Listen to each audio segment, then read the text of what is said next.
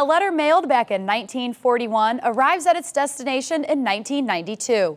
Author Kate Morton explores what happens to the family affected by the letters in her new novel, The Distant Hours. Our Becky Anderson talked to Morton about this haunting tale. It's Authors Revealed, and I'm Becky Anderson. I am so thrilled. I have one of my favorite authors here. It's Kate Morton, the New York Times best-selling Australian author, with her new book, The Distant Hours. June, who the youngest sister, is she's such a gifted writer in the book. Yes. Is that part you too? I wish.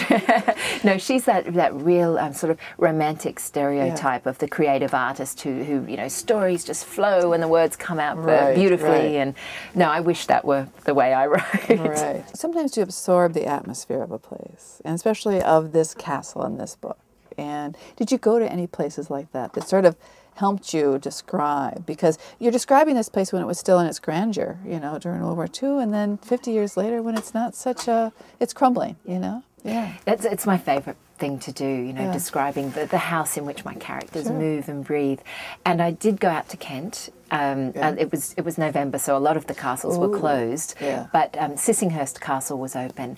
And although Milderhurst is very different to Sissinghurst, which has been beautifully maintained and isn't quite so hulking as Milderhurst, I did climb the castle tower and peek in at Vita Sackville-West's writing room, and that was when I just knew that my castle was going to have to acquire a castle tower like with a writing room in it. Yes, of course. How could I not have one?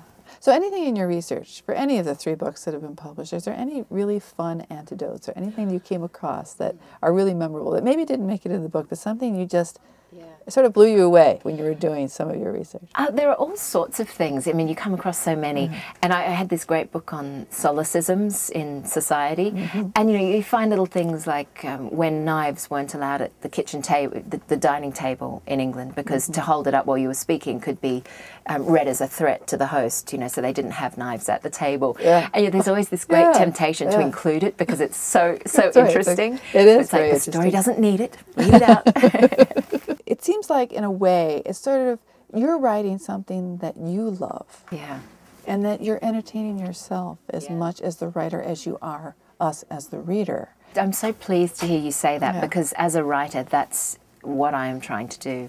You know, it's, I read very early and I loved nothing more than reading as a child, and it's that feeling of slipping inside the world of the book and not coming up for air until you finished. And I didn't feel that as much as I got older and read as a grown-up.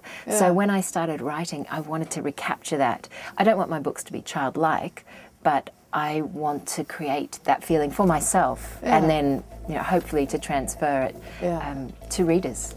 We've had a wonderful conversation with one of my favorite authors, Australian Kate Morton, and she's here with her new book, The Distant Hours. Thanks for joining me on Authors Revealed.